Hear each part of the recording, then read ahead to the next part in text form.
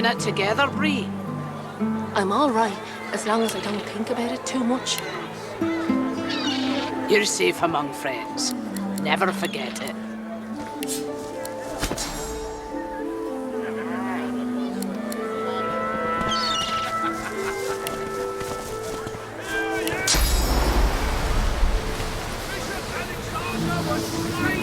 Keeping it together, Bree?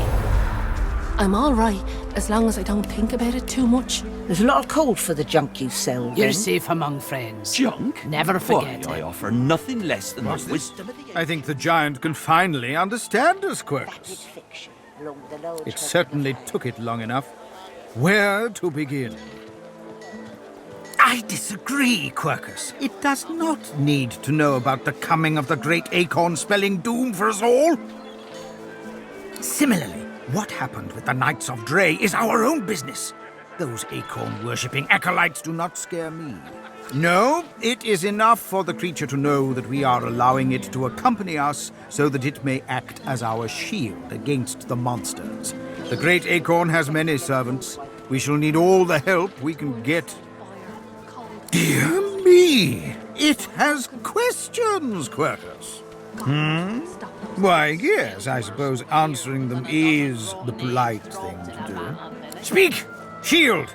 What are your queries? If I don't come visit you, Ton, who will?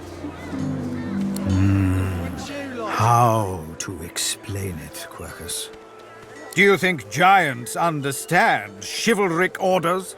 Can they conceive of honor, of faith? I'm all right. Oh, Quercus, I am not talking down to it. Quite literally the opposite, in fact. I just worry it won't treat a group of mystic squirrel knights forming a doomsday cult dedicated to ending the world with a giant acorn with the seriousness it deserves. Ah, truly? Why, our shield is full of surprises, Quercus. The thing that you must understand about the Knights of Dre is that they are utter fanatics. Nothing matters to them but the return of the great acorn and the destruction of the giant races. Other than the destruction of their homes, the deaths of their friends, and watching ancestral forest being turned into farmland, I am perfectly in control, Quercus. Those claw marks were probably on your spine already. Regardless, we must stand against them. I alone have the magical expertise to stop them. Not that it matters. No one else will even listen. For that, if nothing else, you have my thanks. Now, was there anything else? A giant body, but no giant brain, eh, Quercus? Surely even the tall folk know that Rivellon was bare before the great acorn fell from above and seeded the Irwood, covering this land in beautiful, beautiful and perfect until the giant races, no offense, realized they could use it to build their houses and fuel their fires. They carved the Irwood up, and the forests shrank and shrank. Now, but someday, the great acorn will fall again. The forests will be reborn, and the giant races will be wiped from this world. Oh, Quercus, it wants answers. As if it is the first creature to ponder the big questions of the universe. What tree did the great acorn fall from? Where did that tree come from, if not a greater acorn? Some questions have no answers. Quercus, why is that so difficult to understand? The great acorn will come. It will destroy the world, and squirrels will reign supreme forever. I fail to see what's so difficult to grasp. You're safe among friends. What do you say, Quercus? We once believed it was good, but now... No, quite right. As terrible as the giants have been to us, we do not want to see them wiped out. Rather, we must find a way to live together in peace, giant and squirrel. Wouldn't you like to know?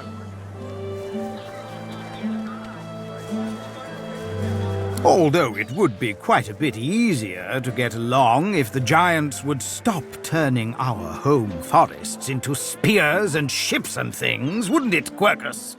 Perhaps the shield will let them know as much. Indeed, Quercus. Let's be off.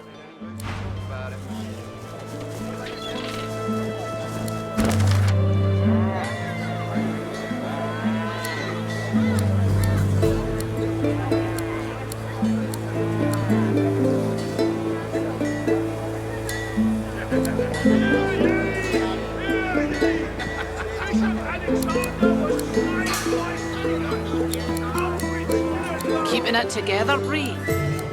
I'm all right, as long as I don't think about it too much. You're safe among friends. Never forget it.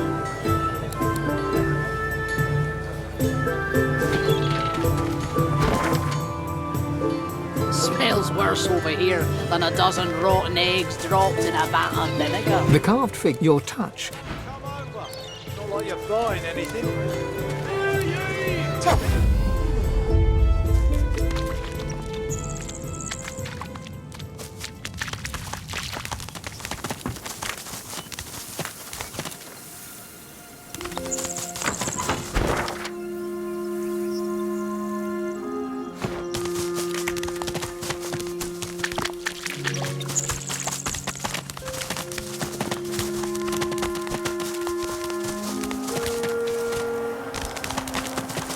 God, I'm sorry. So sorry.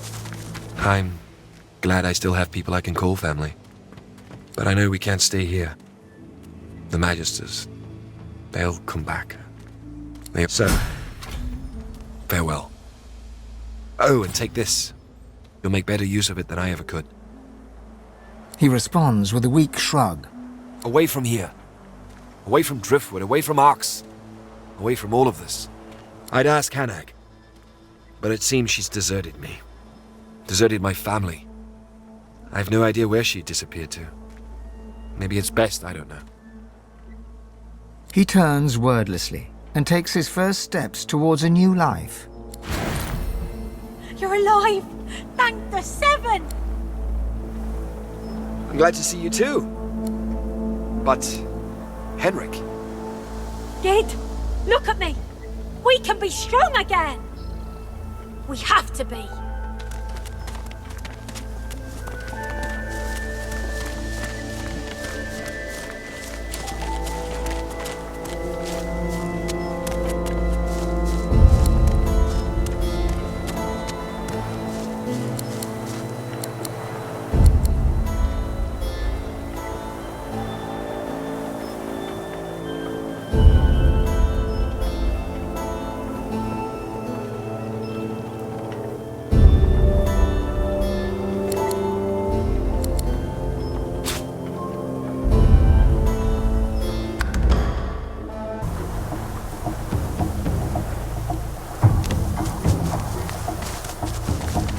Creeping little flies.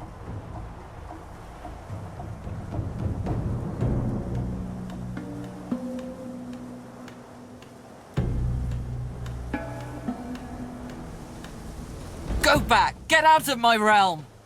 A wretched little fly in our ointment.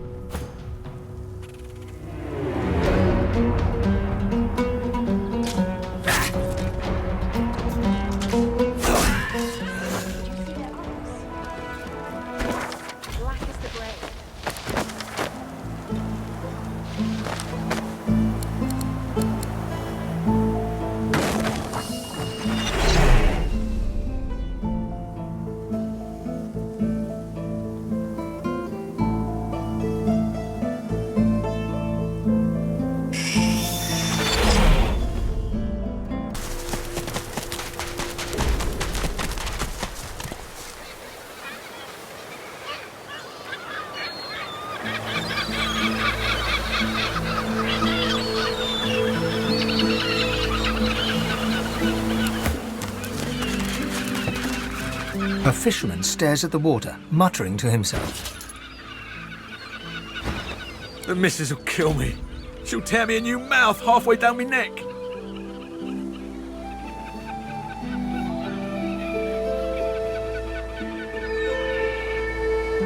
You see nothing.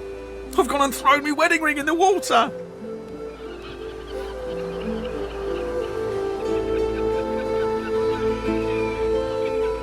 I could do that.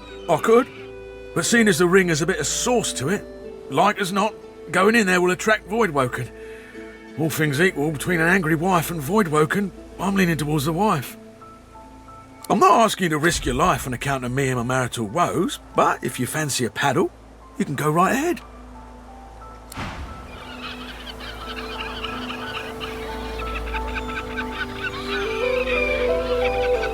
I've spotted something.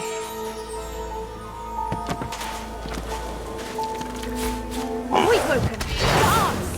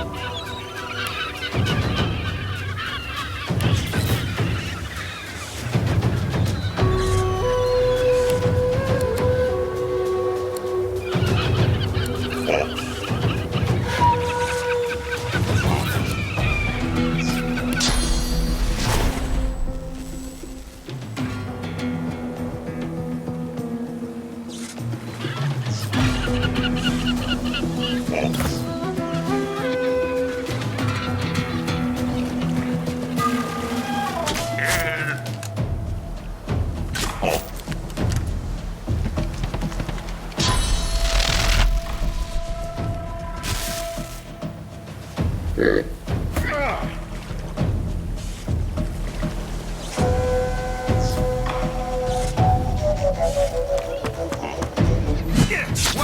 take you.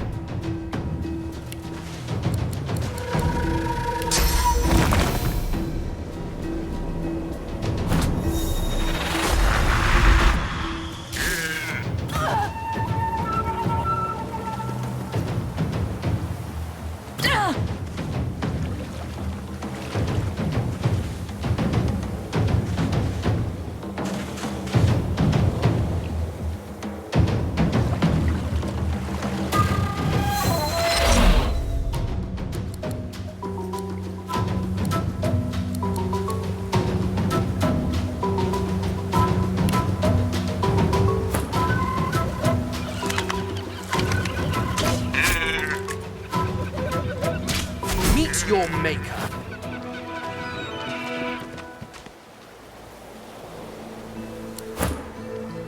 It's attack!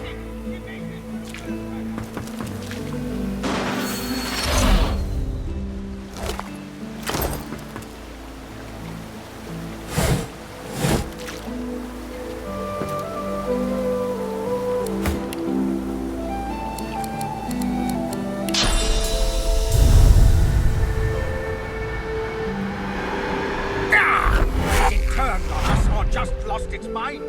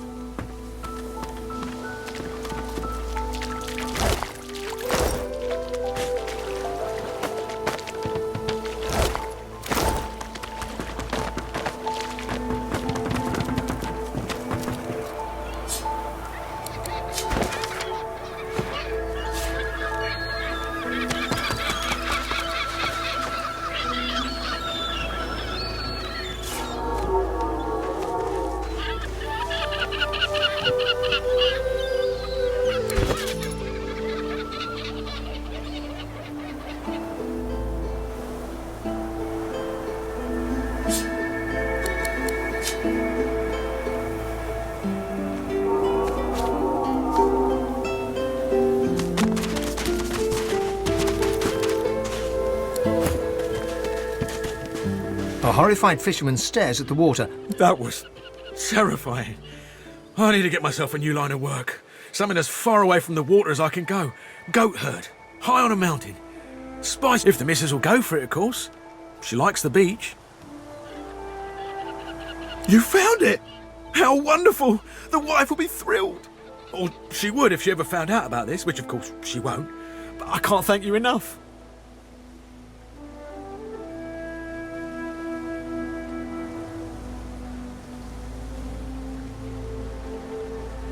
He slips the ring onto his finger, where it dangles loose. I feel better already. I need to fatten myself up again so I don't lose it a second time. Can't be relying on the kindness of strangers to dig me out. The very best to you. I wish you well. With a new confidence in his stance,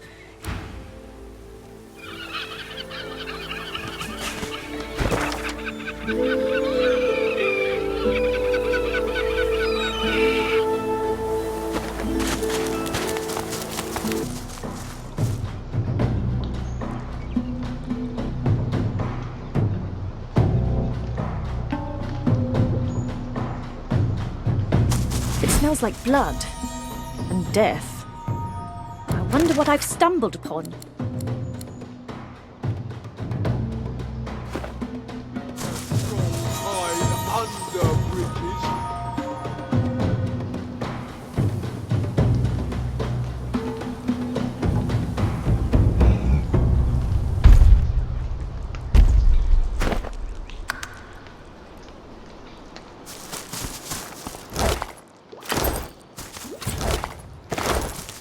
If you have to think, why not think big?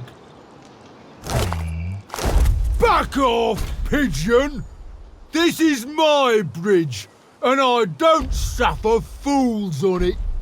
The enormous, unusually red troll looms over you with his fists clenched. Didn't hear me the first time, parrot?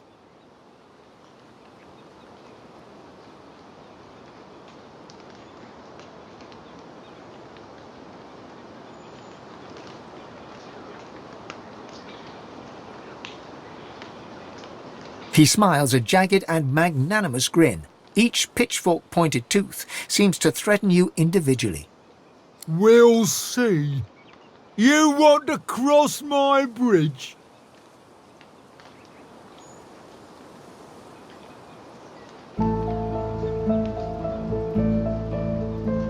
Look at this wreck. No taxpayer coin has... He kicks the edge of the bridge, sending a sizable chunk of rock flying... I'm the only thing standing between this bridge these days. Everything is in decline.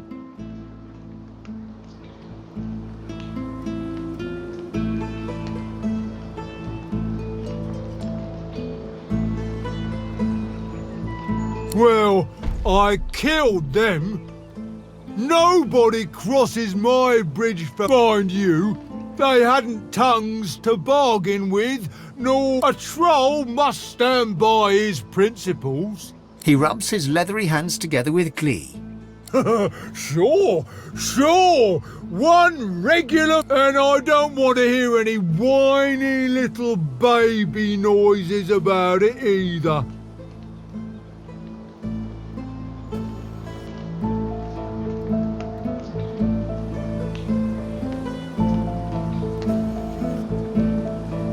He smirks as he raises his tree-trunk-sized arms overhead and lunges for you. Somehow, you get the feeling that you're actually giving him what he really wanted all along.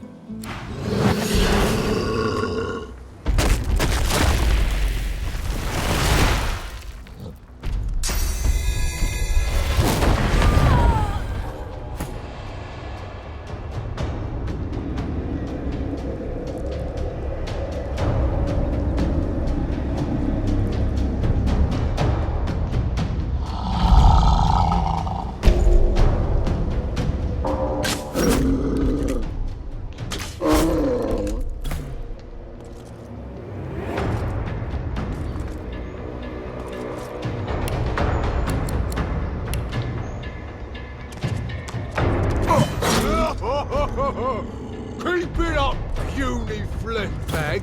Your blows mean nothing to me.